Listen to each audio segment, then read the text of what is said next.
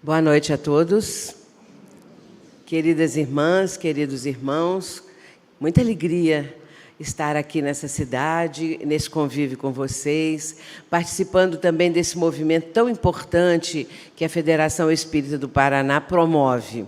E me senti, assim, bastante comovida ao verificar pelo vídeo institucional do quanto a Federação fez e faz nos dias atuais em prol da divulgação da doutrina e em favor das criaturas humanas.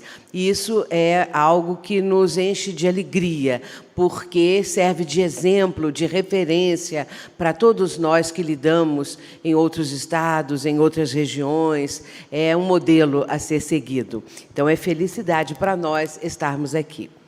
Nós vamos falar um pouquinho a respeito, fazer uma reflexão na noite de hoje, a respeito de um tema que nós denominamos o grande desafio. O grande desafio.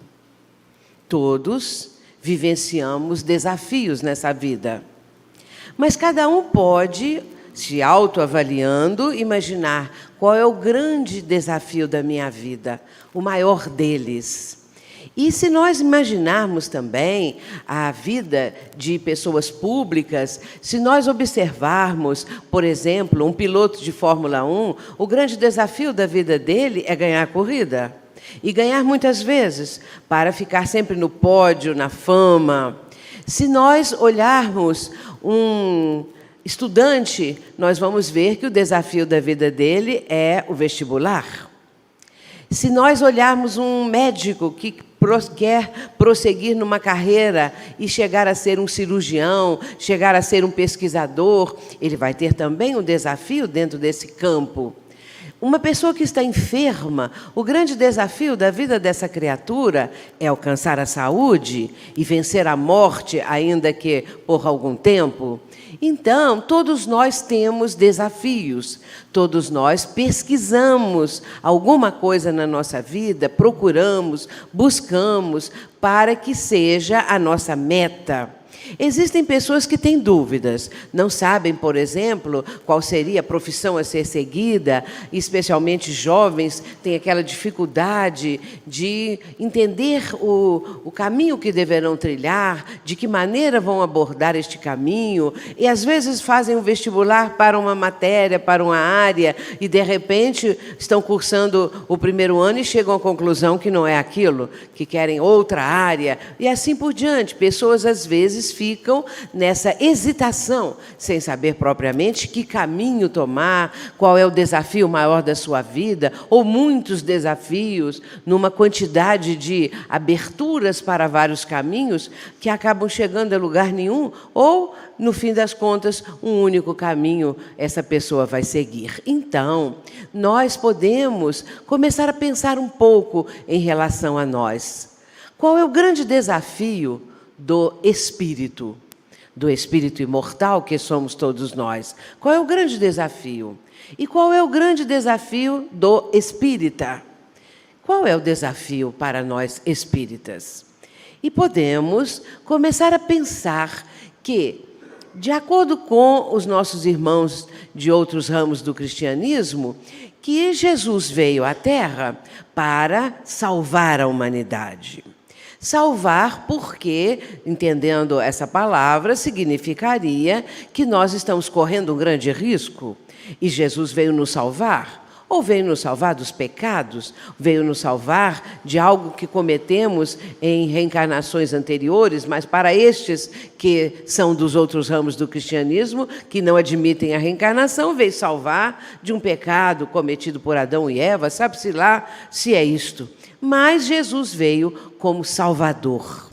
E começamos a imaginar que, se Jesus vai nos salvar e tomar a si todas as dores das criaturas humanas, porque é essa concepção, né, muito seguida e adotada por um grande número de cristãos. E Jesus vai tomar sobre si todas as nossas dores, todos os nossos problemas, todas as nossas dificuldades, especialmente pecados.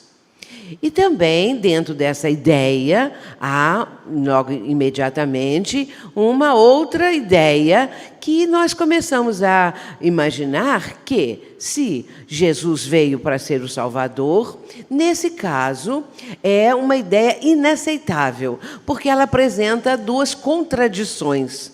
Duas contradições que, logo à primeira vista, nós notamos. Se Deus, Pai misericordioso, enviou seu Filho para ser o Salvador da humanidade, isso significa que Deus se sente ofendido com as falhas humanas, com os pecados, com os erros, desde que o homem veio à face da terra, que ele começou, através das suas experiências, aquelas bem primitivas, aquelas bem dos primeiros tempos, primárias, ele começou a cometer erros. E segundo diz a Bíblia, já ali no primeiro casal, Adão e Eva, quantos erros, o pecado original, e vai por aí afora. Mas sabemos que Adão e Eva é uma lenda. Então, vamos trazer isso para o homem primitivo, o homem que está dando os primeiros passos, que está naqueles momentos em que, através de sucessivas experiências, vai finalmente alcançar o seu caminho, vai finalmente começar a entender o processo que, aliás, nascendo e renascendo no plano espiritual, ele se enriquece de conhecimentos para voltar e, trazendo um pouco mais de experiências vividas no plano terreno e outras coisas que aprendeu no plano espiritual, este espírito vai, então, aos poucos, caminhando e alcançando o progresso. A meta sempre é o progredir, a meta é sempre caminhar para adiante. E assim chegamos nos dias atuais, em que a fantástica tecnologia que está aí à nossa disposição mostra o quanto o ser humano progrediu intelectualmente falando, e sabemos que o progresso intelectual antecede o progresso moral. Portanto, se o ser humano sempre cometeu erros, se Deus é onipotente, onipresente, se Deus é soberanamente justo e bom, se Deus é a inteligência suprema, como diz a questão primeira do Livro dos Espíritos, e se Deus é imutável, claro que Deus já saberia de antemão que os filhos por Ele criados cometeriam erros, cometeriam os tais chamados pecados, que hoje nem se usa mais. Se fala agora equívocos, erros e falhas, mas ainda aquela ideia do pecado, do pecador. E nesse caso, Deus já saberia antecipadamente que seus filhos iriam cometer erros.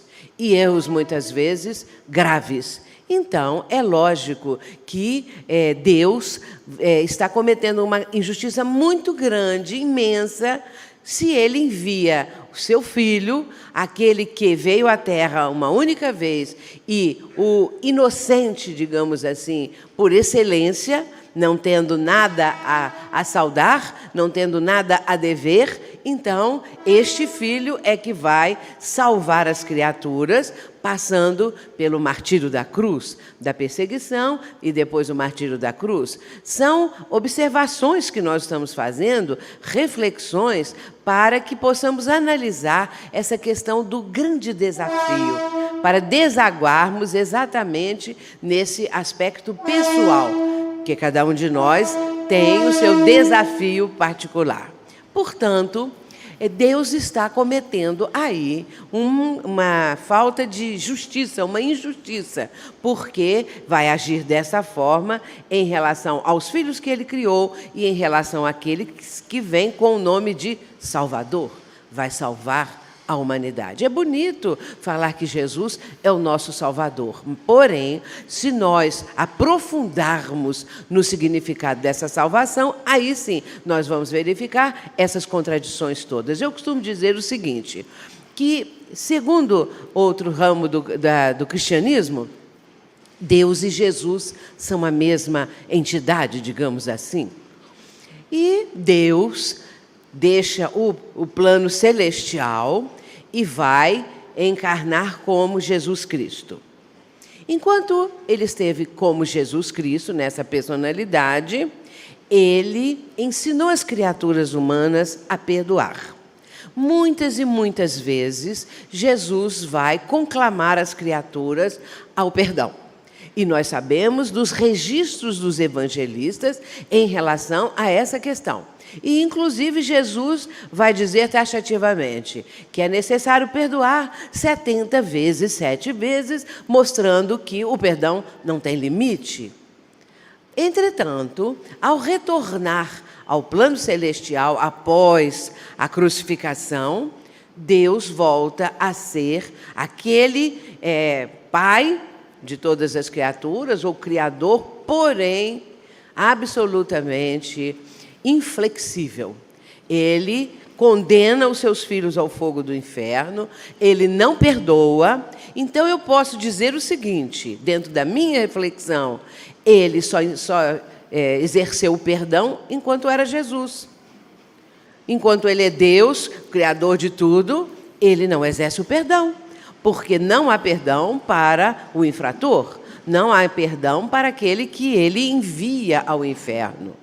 O inferno também é uma concepção, nós estamos analisando ideias, nós não estamos observando pessoas analisando ou criticando, sim ideias. A ideia do inferno, ela parte desde aquela situação, veio das crenças pagãs, mas veio também daquela ideia que foi criada, engendrada de anjos que já haviam alcançado um patamar de evolução, eram anjos, então compreendemos que estavam na angelitude, digamos assim. Mas, de repente, esses anjos sofrem uma queda, não é? Esses anjos vão se insurgir contra Deus.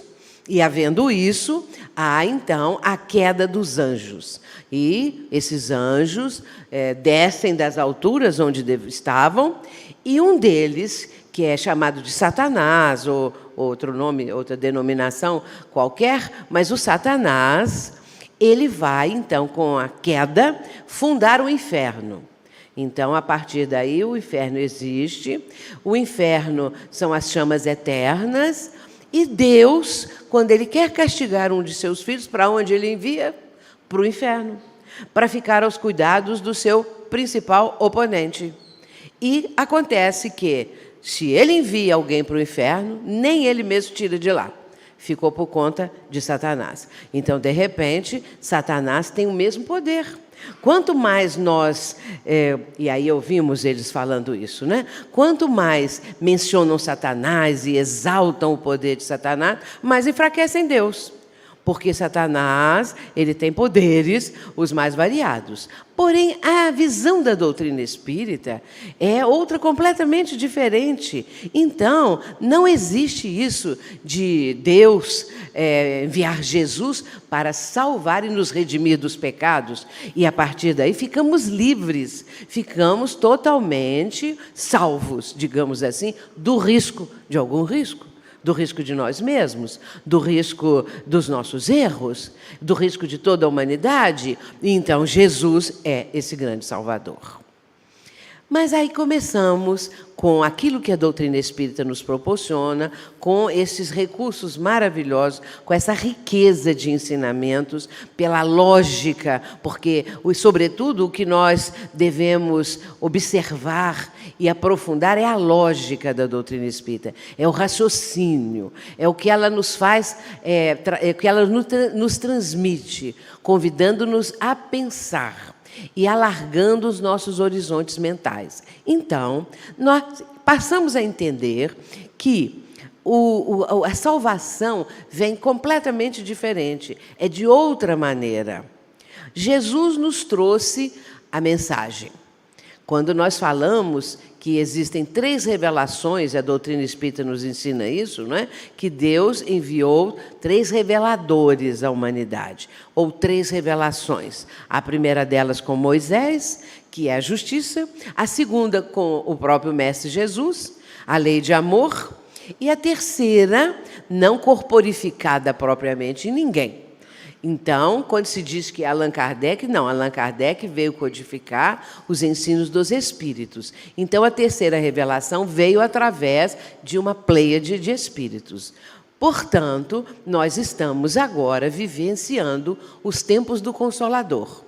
É a promessa que Jesus fez e está lá em João, no capítulo 14, versículos 15, 16, 17, Jesus vai dizer: se me amais, guardai os meus mandamentos, e eu rogarei ao Pai, e ele vos enviará outro Consolador. É interessante ele dizer outro Consolador. Na tradução de João Ferreira de Almeida, que é considerada melhor, não essas atuais, porque as traduções atuais, essas bem de agora, dos dias atuais, elas estão trazendo muitas modificações. E a de João Ferreira de Almeida é considerada a mais aproximada, não é? A melhor. Na tradução, então, de João Ferreira de Almeida, está lá que Jesus disse: eu rogarei ao Pai, e ele vos enviará outro Consolador. Lendo isso, eu imagino que Jesus é o primeiro Consolador. Mas consola porque esclarece. E a doutrina espírita, sendo o Consolador prometido por Jesus, não é? Porque na sequência desses versículos que eu estava mencionando, de João, Jesus vai dizer: o Espírito de verdade, que vos fará lembrar tudo o que eu vos tenho dito, e vai trazendo para nós, após então, a partir do ano de 1857, quando o professor Hippolyte Léon Denis Rivail vai lançar com o pseudônimo de Allan Kardec o Livro dos Espíritos, ali está o advento do Consolador. Ali nós temos um momento decisivo que o Consolador está chegando à Terra. Então, nós hoje temos essa noção e essa riqueza de conhecimentos. O Consolador vem nos esclarecer todos esses pontos misteriosos, esses pontos simbólicos da própria mensagem de Jesus, que, aos poucos, a doutrina espírita vai aclarando para nós. Mas, ainda assim, essa claridade ou esse entendimento dos ensinamentos de Jesus requer uma certa maturidade. É interessante que, quando nós começamos a ler e a aprofundar um pouquinho nos textos do Evangelho do Cristo, nós, vamos dizer assim, bem jovens, e estudando com outros livros que trazem explicações das passagens do Mestre, nós entendemos de uma maneira, achamos bonito e abre a nossa mente, o nosso pensamento. Se lermos 10 anos depois, já achamos diferente. Mergulhamos um pouco mais, abrimos um pouco mais aquele horizonte que Jesus está descortinando para nós. 20 anos depois, nós entendemos diferente. E assim por diante. E assim acontece com a doutrina também, porque é o amadurecimento da criatura, são experiências que ela vai adquirindo, que vão se somando, e ela passa a ter uma visão mais ampla, mais profunda, mais amadurecida.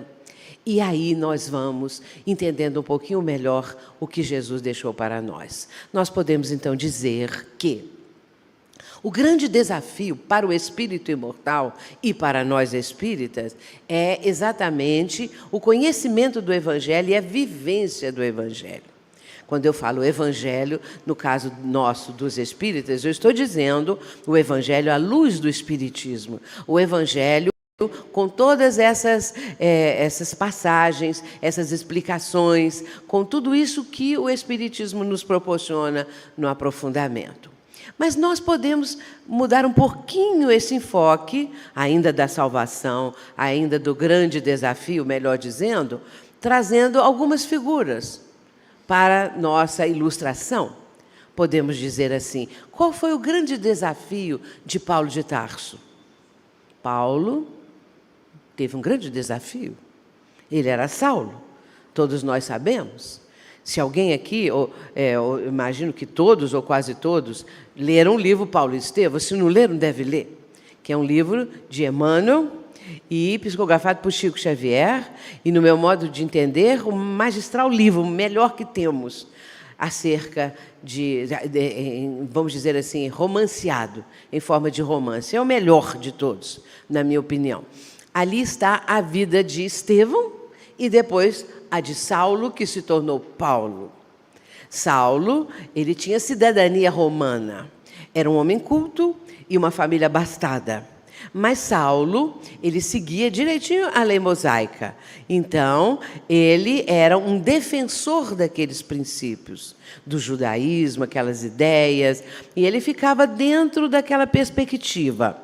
Assim, quando os cristãos começaram a aparecer, a se mostrar mais, já havia acontecido a crucificação de Jesus, e então aqueles cristãos que vieram após e que estavam divulgando a boa nova, Saulo começou a entender que competia a ele combater aquilo, porque as ideias do cristianismo, segundo ele, eram ideias revolucionárias. Paulo era honesto. Paulo era fiel aos seus princípios, Paulo era digno.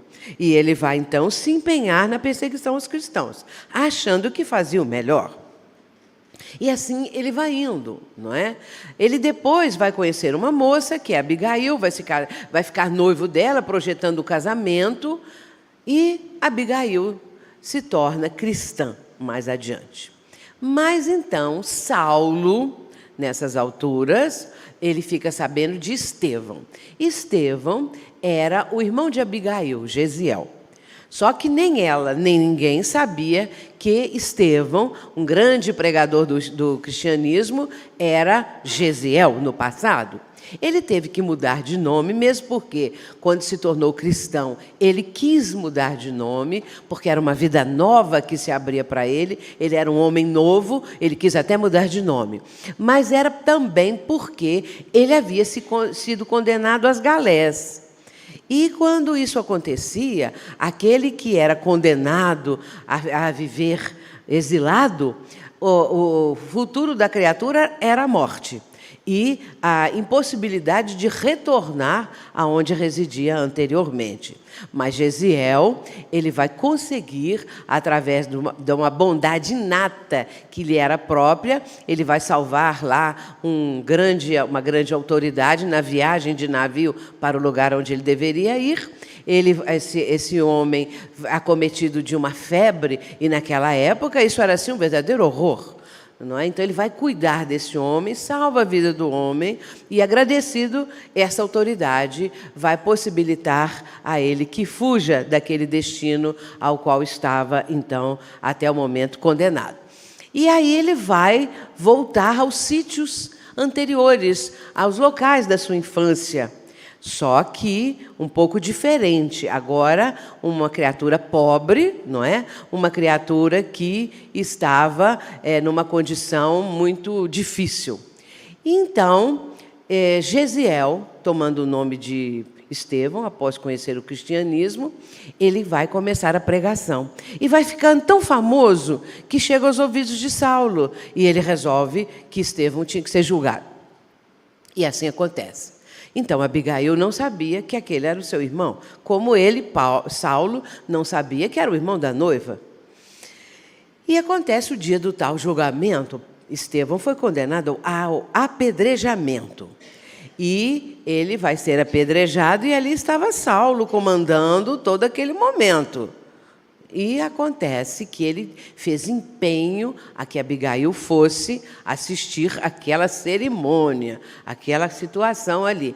E ela é uma mulher muito delicada, uma moça assim com sensibilidade muito apurada. Ela não queria ver uma cena terrível, mas teve que ir. Só que ela resolveu que iria por último, né, na parte final dessa cena. E aí ela vai no final. No momento em que ela entra, foi exatamente o momento em que Estevão cai ao solo. Ele já não tinha mais forças, ele já estava realmente desencarnando, não é? Estava morrendo ali naquele instante, e ele cai ao solo e ela entra. Quando ela entra, ela vai reconhecê-lo. E ela vai gritar para Saulo: é meu irmão Gesiel, é Gesiel, Saulo, é o meu irmão. E corre e vai ajoelhar-se no chão e colocar a cabeça dele no seu colo. Ele abre os olhos naquele último momento e pede a Abigail que faça a prece dos aflitos e agonizantes, que depois eu posso falar no fim essa prece, que é muito bonita. Mas aí, a partir daquele momento, há uma separação muito grande entre Abigail e Saulo. E depois, então, é que ele vai ter o encontro com Jesus na estrada de Damasco. Ele continuou perseguindo os cristãos dentro daquele seu propósito e vai atrás de um dos divulgadores da doutrina, que era Ananias, mas no caminho Jesus aparece para ele, na estrada de Damasco. Ali vai começar o grande desafio da vida de Saulo. Ele vai se tornar Paulo. Éric Fromm, num dos seus livros, o livro Ter ou Ser, ele diz o seguinte, que Saulo não seria Paulo se Paulo já não existisse dentro dele.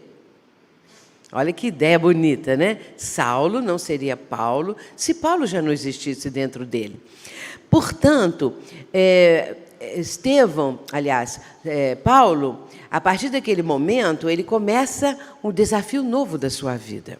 Ele começa uma trajetória completamente diferente daquela outra que ele vinha trilhando até então. E o desafio dele era enfrentar tudo o que antes era a bandeira da sua vida, aquilo que ele defendia, aquilo que ele queria realizar. O momento era decisivo para ele. E ele vai enfrentar esse desafio, vai sair vitorioso desse desafio e vai conseguir realmente alcançar a vitória final. Porque se dedica de corpo e alma, não é?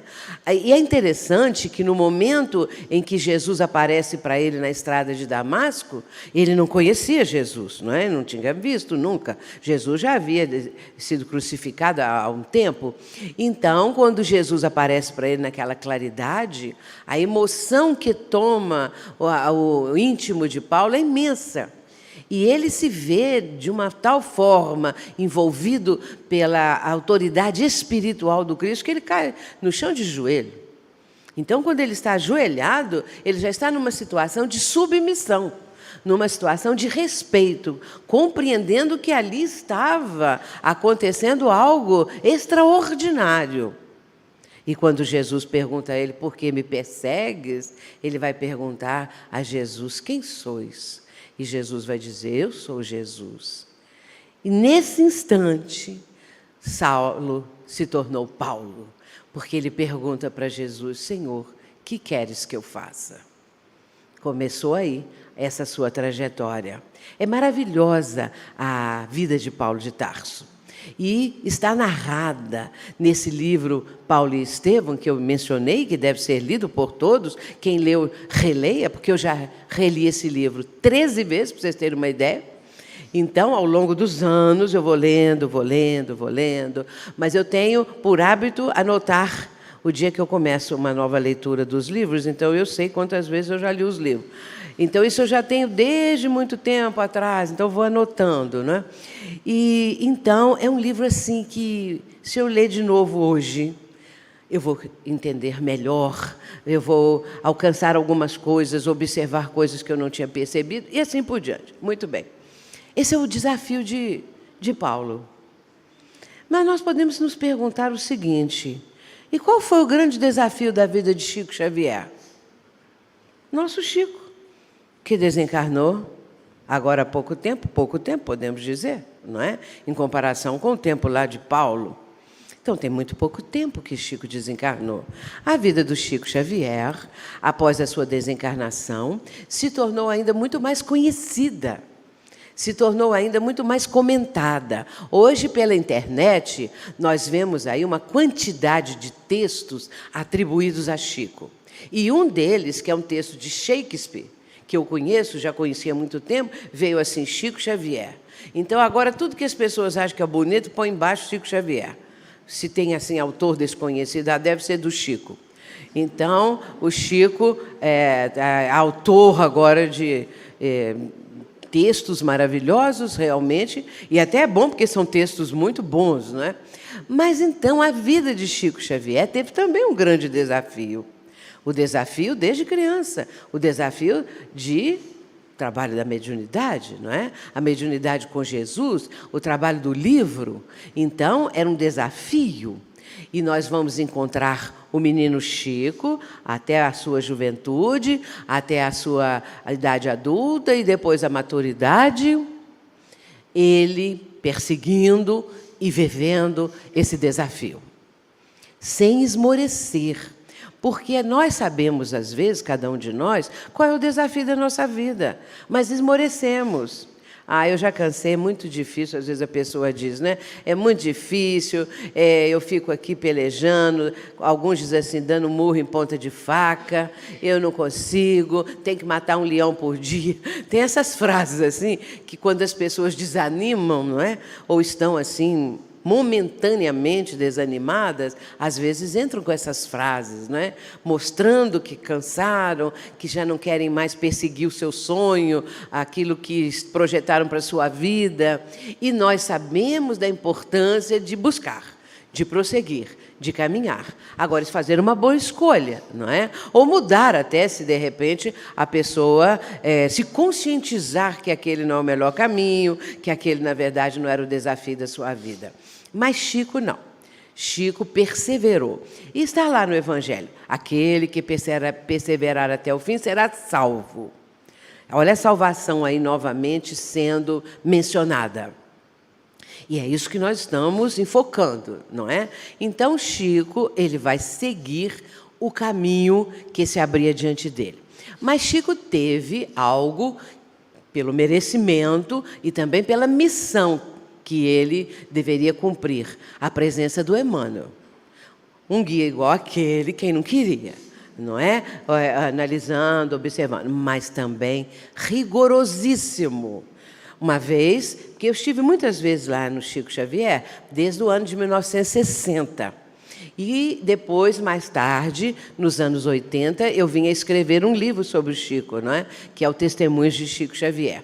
Então, Chico, mas esse episódio eu só ouvi contar. E está em livro hoje em dia, não é? Que Chico, em determinada época, ganhou um piano. E ele ficou muito feliz, ele era bem jovem. Ele ficou muito feliz, queria aprender piano. E começou a imaginar, não é? As aulas, como que ele ia fazer, quem sabe um dia se tornar um musicista, tocar qualquer coisa, ou tocar muito bem. E ele resolve, então, que ia realmente aprender piano. Só que naquele entusiasmo todo, ele não se lembrou que Emmanuel estava vendo aquilo tudo. E Emmanuel aparece para ele e pergunta a ele o que é que ele estava fazendo. Então, ele diz que era o piano, que ele estava muito satisfeito e que pensava já em aprender, não é? Em ter aulas. Mas aí, o que diz Emmanuel? Que não. Que aquele não era o programa da vida dele, que era escrever livros. E acabou que Chico deu o piano para alguém. E nunca seguiu aquele projeto dele. O desafio da vida do Chico era realmente o desafio da mediunidade com Jesus. Era o desafio do livro. Então, algumas vezes que ele, por ingenuidade, ou porque tinha pendores para outra coisa, ou tinha vontade de alguma outra atividade, não é? Toda vez que ele tentava se desviar um pouquinho, estava ali o Emmanuel. Emmanuel tomando conta.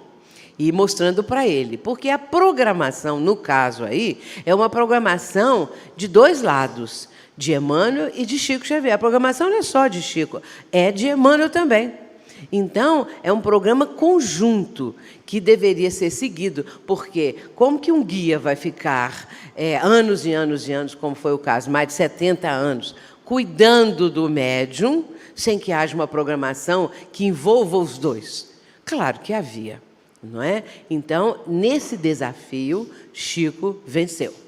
Teve momentos em que ele pensou até em desanimar e não aguentar. Quando escreveu 30 livros, achou que já estava suficiente. Aí Emmanuel falou que era mais. Quando ele escreveu 100 livros, ele achou, bom, agora 100 já está muito bom. Qual médium que havia escrito 100 livros, psicografado 100 livros naquela época? Ninguém. Então, Chico achou que era suficiente. Mas veio Emmanuel e disse que não, tinha que continuar. E foi continuando, quando ele desencarnou, mais de 400 livros. E hoje, um pouco mais, porque foram encontrados, não é? Outros originais, outras mensagens que foram, aos poucos, sendo publicadas, e agora já passa, acho que de uns 420, uma coisa mais ou menos assim, não é? Então, a gente vê que esse desafio, ele levou para diante.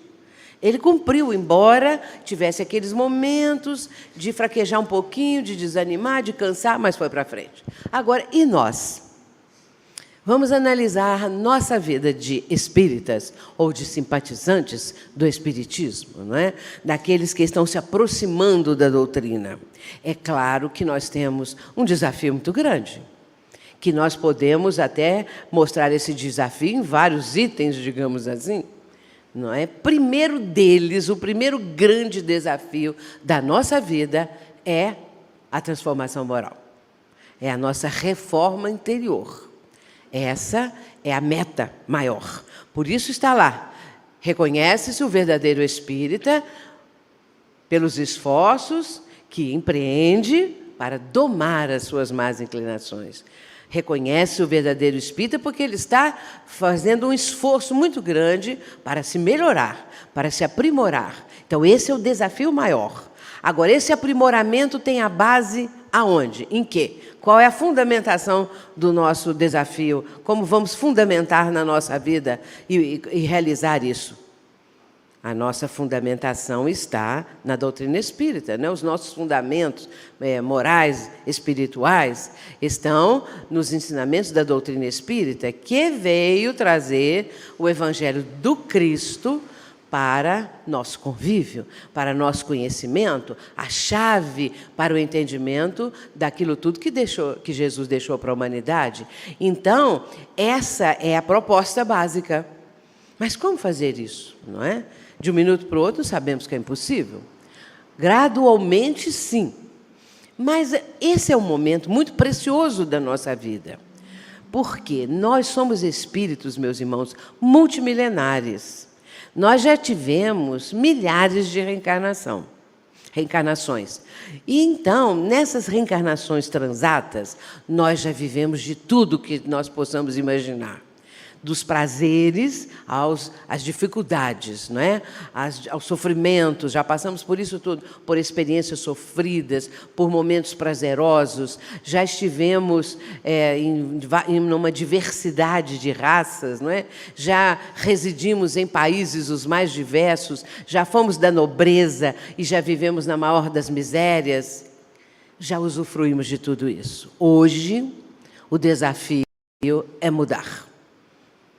Porque se nós já vivenciamos tudo isso, não seria a hora de nós agora tomarmos rumo certo, de nós agora acertarmos o passo, de nós agora realmente entendermos a nossa responsabilidade, conscientizarmos-nos de que está diante de nós esse desafio da melhoria interior, de conquistarmos a nós mesmos. Porque o que nós vemos aí na humanidade, de maneira geral? O que o ser humano busca? Primeiramente, é claro que todos buscam a felicidade, mas nem sempre os caminhos que as pessoas adotam para achar a felicidade, encontrá-la ou vivê-la, não é o melhor, não são os melhores.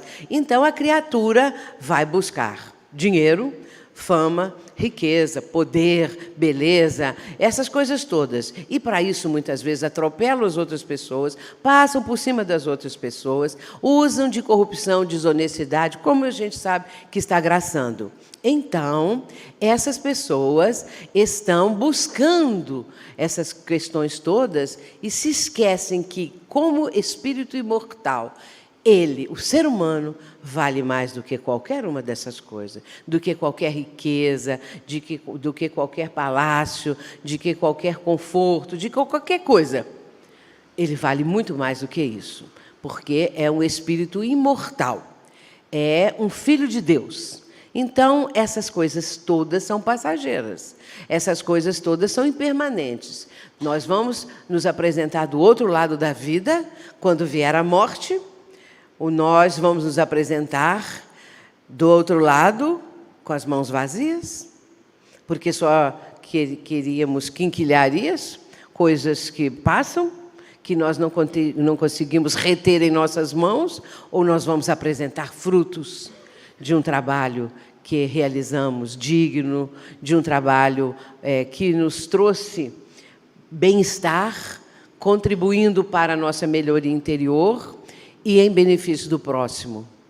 É assim que nós devemos nos apresentar do outro lado, com esses frutos preciosos, e não com as mãos vazias, porque quem apenas amealha essas coisas do mundo transitório, da horizontalidade da vida, vai de mãos vazias para o outro lado.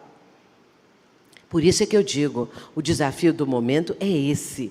E também porque nós já vivemos muito, já aproveitamos muito da vida, e como diz Joana de Ângeles, já não há mais tempo, abre aspas, já não há mais tempo para futilidades, nem tampouco para ilusão.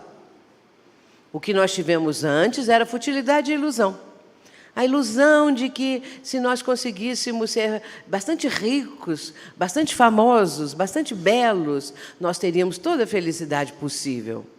Mas isso é tão passageiro, isso é uma ilusão tão grande, é uma futilidade tão grande, que a criatura, quando cai em si, já é tarde demais. Nosso desafio é, portanto, viver os ensinamentos do Cristo. Trazer o Cristo para a nossa vida, introjetá-lo no nosso mundo interior e projetá-lo na nossa vivência. Hoje nós estamos vivendo aí essa grande transição, não é? A Terra está passando por essa transição. É um período decisivo e um período de sofrimentos, como nós estamos vendo. A cada dia, a cada momento, nós estamos vendo isso. Nossos irmãos lá do Japão, como estão passando. Aqueles outros da Indonésia, há alguns anos atrás, quase 300 mil pessoas, desencarnação coletiva. Não é? Depois, agora, aqui perto, da região serrana, agora aqui no estado do Paraná. Então, quanta coisa está acontecendo para que nós possamos fazer uma reflexão íntima, uma reflexão no nosso mundo interior, porque essa grande transição, ela vai pegar todos nós, vai abarcar todas as criaturas, no sentido de que estaremos envolvidos no processo da transição. Nesse processo, nós podemos contribuir, nós podemos colaborar com a nossa consciência espírita, nós estamos em condições de ajudar o próximo, de contribuir de alguma maneira, de esclarecer. Jesus disse, numa das suas passagens, uma parábola muito, muito bonita, a menor das parábolas, pode-se dizer, que está em Mateus, no capítulo 13. Em Mateus 13, Jesus vai dizer 7 parábolas. Todas as 7 parábolas falam do reino dos céus. Mas a menorzinha delas é a parábola do fermento. Jesus diz assim: o reino dos céus é semelhante ao fermento, que uma mulher coloca 3 medidas na farinha para levedar a massa. Só isso. Mas o que significa isso? Não é? Nós começamos a pensar, o reino dos céus é igual um fermento, quando está fazendo um pão, é isso que é o reino dos céus? Nós sabemos que por detrás dessas palavras está um ensinamento maravilhoso. Então, o reino dos céus é como um fermento. E depois, em outro momento, ele vai dizer: afastai-vos do fermento dos fariseus. Aí ele já está mostrando o fermento num lado negativo. Qual é o papel do fermento? Fazer crescer. Fazer crescer a massa. E se Jesus está dizendo que o reino dos céus é semelhante ao fermento, ele está mostrando a necessidade do crescimento espiritual para alcançar o reino dos céus. Então, ele usa de uma situação tão comum, não é, no cotidiano das pessoas, fabricar o pão. E ali coloca na farinha o fermento para levedar a massa. Esse é o reino dos céus, se assemelha a isso. Mas, se nós estamos no entendimento profundo, nós já vamos compreender que Jesus está mostrando para nós a necessidade de nós crescermos interiormente e ajudarmos o crescimento do próximo. Quando ele fala: cuidado com o fermento dos fariseus, ele está dizendo daquilo que eles promovem. Os fariseus são exemplos assim de pessoas hipócritas, não é? De pessoas que iludem as outras pessoas e tal. Então, aquela imagem ficou até os dias de hoje, não é? Acautelai-vos contra o fermento dos fariseus. Então, nesse caso, mostrando o lado negativo. Palavras criam fermentações. Fermentações mentais. Nós podemos fermentar mentalmente determinadas ideias e colocá-las em prática. Então, dependendo das nossas fermentações mentais, é que nós vamos conseguir caminhar para um lado ou para o outro, para o bem ou para o mal. Então, a fermentação, não é? Provocar ideias, fazer o povo pensar e nós mesmos pensar, é exatamente exercer o papel de fermento. Depois, mais tarde, nós vamos encontrar no livro A Boa Nova, de Humberto de Campos, nós vamos encontrar uma passagem quando Jesus vai falar para os 500 da Galileia. É uma passagem belíssima desse livro Boa Nova. Nós vamos encontrar nesse livro esse capítulo, os 500 da Galileia.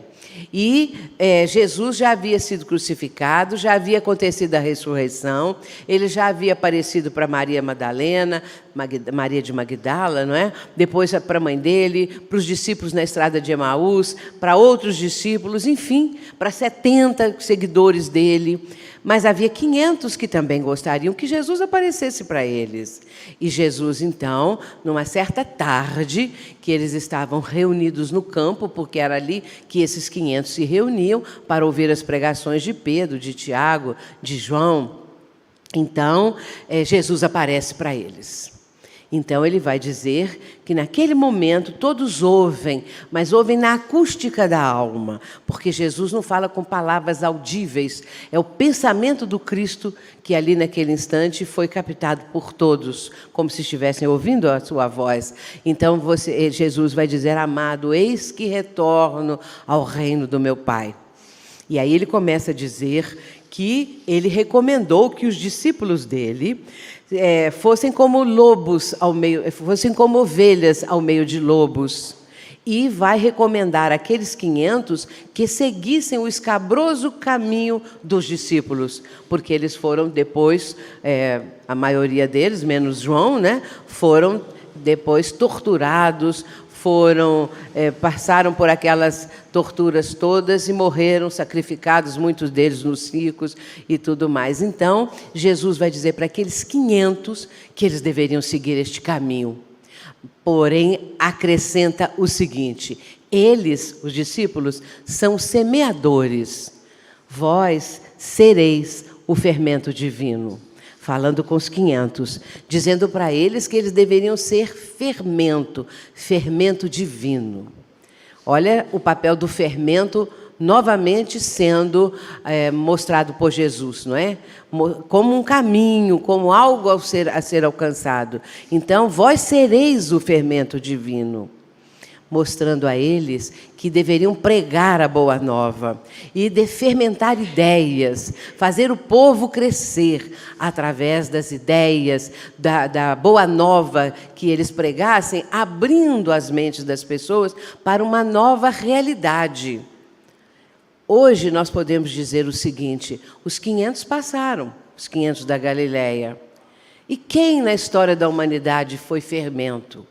Quem exerceu o papel de fermento? Nós vamos encontrar muitos vultos. Nós podemos dizer que após aqueles 500, após os apóstolos, nós podemos citar, se quisermos citar algum, Francisco de Assis, que, não sei se vocês sabem, foi a reencarnação de João Evangelista. Então, Francisco de Assis, quando ele veio à Terra, já era um espírito iluminado, um espírito elevadíssimo, com aquela missão que ele desempenhou, não é? Então, ele exerceu esse papel de fermento divino. E vamos trazendo para os dias atuais. Gandhi, por exemplo, exerceu o papel de fermento. Cada um na sua área, na área das artes, da política, da ciência, da religião e assim por diante. Madre Teresa de Calcutá exerceu o papel de fermento. E nós? Nós podemos ser fermento? Podemos. Podemos ser fermento e devemos, porque cada um de nós tem uma tarefa especial. Cada um de nós tem esse desafio, não é? Que, às vezes, a pessoa pensa assim: mas eu não sou conhecida, eu trabalho tão anonimamente, mas tem um grande desafio na vida.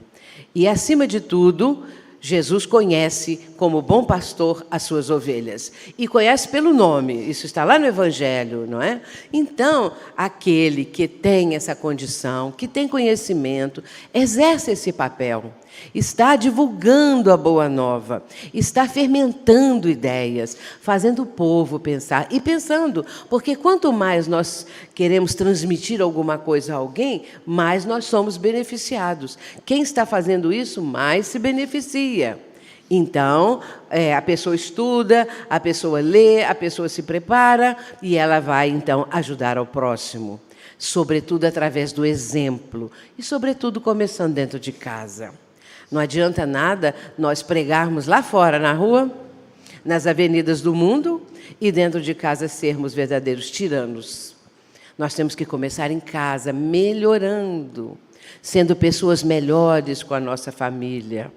E aí nós teremos condições para prosseguir na caminhada. Não adianta nós termos uma, vamos, como diz Jung, uma máscara para nos apresentarmos do lado de fora.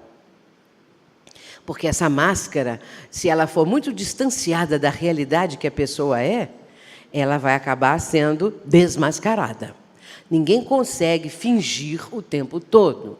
Uma pessoa que é um tirano dentro de casa, que é uma pessoa profundamente egoísta, que é uma pessoa profundamente maldosa para com seus familiares, com outras pessoas que convivem, subalternos, não é? Pessoas que estão numa condição mais, na parte socialmente falando, né? Numa camada social mais baixa, é dessa forma que nós vemos o que a pessoa é. Como ela trata os subalternos, como ela trata as pessoas que dependem dela. E aí nós vemos quem é a pessoa, não é? Portanto, isso é nos tornar melhores.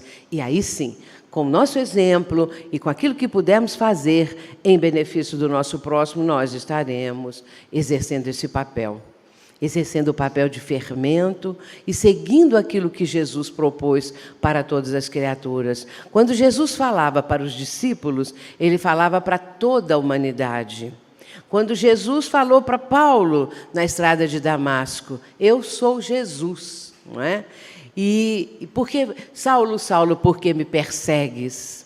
Então, a partir dali, há uma programação para a vida de Saulo, que se transformaria em Paulo. Então, nós somos assim também. Jesus pode vir para nós de diferentes maneiras. Um dia, Jesus disse assim, tudo o que fizerdes a um destes pequeninos é a mim que o fazeis. Quem bate à nossa porta pedindo uma ajuda é o próprio Mestre através daquela criatura, segundo palavras dele.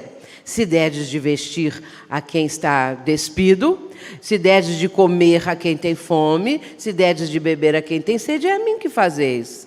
Então, Jesus vem, bate a nossa porta, através de uma pessoa assim. Pode ser por uma telefonema, pode ser alguém que está nos pedindo ajuda, socorro, qualquer coisa. Então, nós temos que estar, nesse momento, prontos para esse atendimento. Porque somos aqueles que ontem eram os discípulos trabalhando com Jesus. Hoje são os trabalhadores.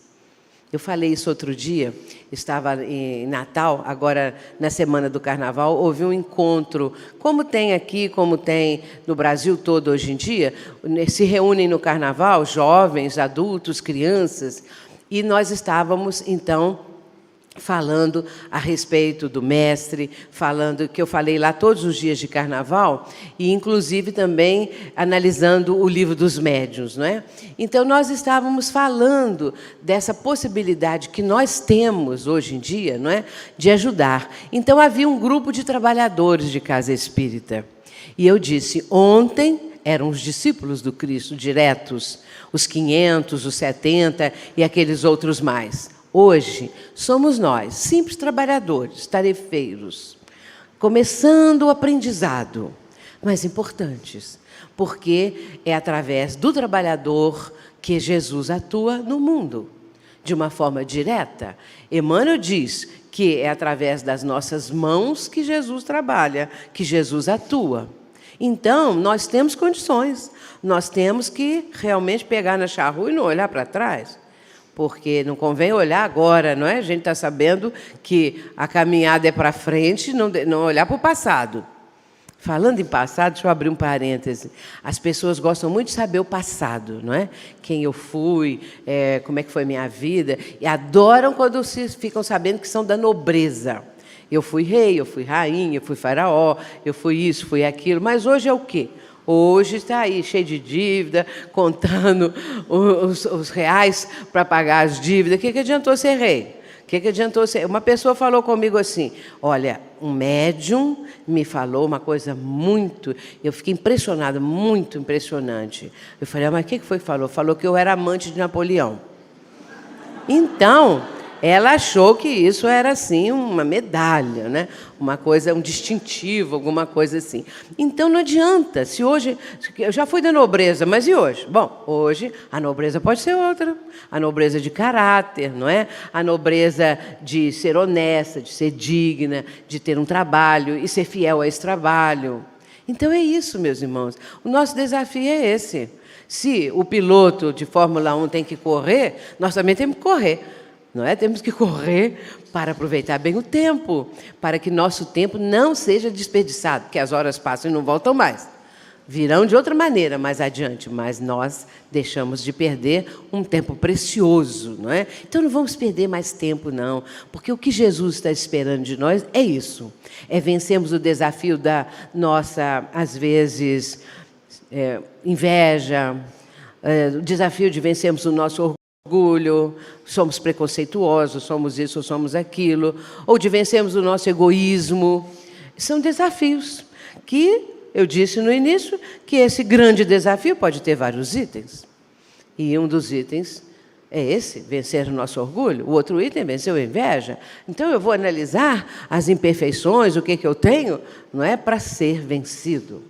E aí eu vou crescer, porque é a hora nossa.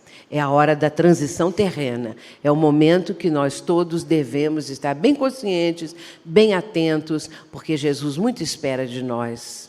Há muito sofrimento campeando na terra. Há muita dor. O que o ser humano quer, né, quando se diz que Cristo é o Salvador, é salvar do sofrimento. O risco que as pessoas, e eu mencionei isso no início, o risco maior das pessoas é o risco do sofrimento, de sofrer, de ter dor, de passar as maiores necessidades. Então, é um risco. Jesus veio salvar. Jesus vem nos possibilitar agora sermos mais prósperos, mais isso, mais aquilo, segundo as ideias que as pessoas têm. Mas a salvação, cada um de nós é que vai encontrar. Como eu vou me salvar? Eu que tenho que me salvar. Cada um de nós é herdeiro de si mesmo. O que nós estamos colhendo hoje é o que plantamos ontem. Mas vamos plantar bem para colher melhor amanhã. Ah, mas eu queria já ter uma coisa melhor hoje em dia. Sim, pode ter. Mas é preciso todo um laborioso processo. Se a criatura, desde a infância, desde a juventude, ela já está plantando o bem, se ela já está nessa busca do melhor, é claro que na idade adulta ela já pode começar a ter o benefício disso, porque quem ama recebe amor. Então, como diz Joana de Ângeles, quem é solidário nunca fica solitário. Então, nós temos que dar alguma coisa, doar de nós e receberemos em troca a correspondência vibratória, muitas vezes, não é? Não é necessário correspondência em dinheiro ou qualquer coisa, nem que a pessoa fique agradecendo o tempo todo, mas é vibratoriamente falando. E a felicidade de poder contribuir, a felicidade de fazer alguma coisa em benefício do próximo.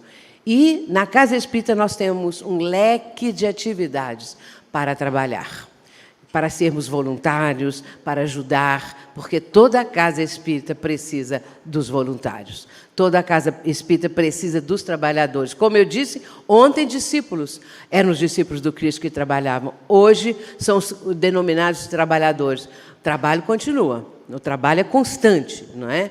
Então, nós temos hoje essa leira imensa, essa seara imensa, como Jesus pronunciou, que a seara é grande e os trabalhadores continuam poucos. E vamos agora atender ao convite do Mestre, porque ele nos faz um convite permanente. Jesus diz assim: vinde a mim, todos vós, que estáis aflitos e sobrecarregados, que eu vos aliviarei. Tomai sobre vós o meu jugo e aprendei comigo, que sou brando e humilde de coração. E achareis repouso para as vossas almas, porque comigo o fardo é leve e o jugo é suave. Jesus está nos chamando, nos convidando, vinde a mim. Se Ele fala e se Ele convida, é porque há possibilidade de atendermos. Senão Ele não convidaria. Há possibilidade de irmos até Ele, de atender o convite. Vinde a mim, todos vós. Ele convida todas as criaturas. E depois Ele acrescenta que estáis aflitos e sobrecarregados. Quem no mundo de hoje não está aflito, sobrecarregado, ou seja, estressado? Estressado, não é? Sobrecarregado, aflito, depressivo e vai por aí afora. Então, todos vós que estáis aflitos e sobrecarregados, que eu vos aliviarei. Jesus não promete a cura, Ele não promete, eu vou curar vocês, vão ficar curados. Seria o Salvador, a ideia da salvação, curou e pronto. Mas não, Jesus promete aliviar, porque a cura real está dentro de nós. Então, essa é a busca da cura real.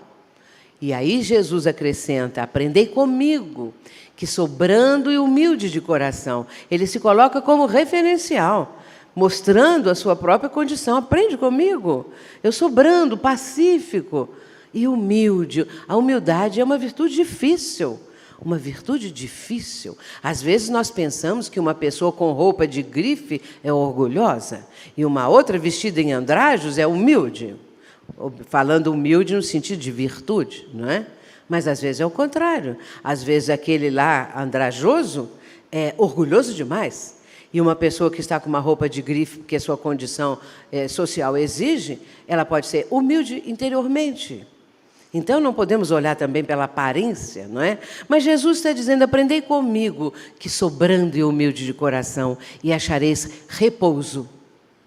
Repouso, Jesus está dizendo, mas não é para o corpo físico. Repouso para as vossas almas. E como a alma repousa? A alma repousa, mas tem um jeito. Não é o repouso igual ao repouso do corpo. A alma repousa quando ela consegue quitar a sua dívida perante a contabilidade divina. Se nós estamos devendo ainda ao Criador, ao Pai do céu, nós, alma, espírito, não temos sossego. Não temos sossego, porque estou devendo ainda.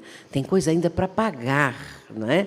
Então, o pagamento, a própria pessoa que vai indicar. Não é Deus que eu quero pagamento assim, nessa tal modalidade. Não é assim. A própria pessoa que vai dizer qual é a forma de quitar a sua dívida. Então, ela pede a oportunidade para reencarnar de uma maneira ou de outra, para que ela possa, então, saldar aqueles compromissos.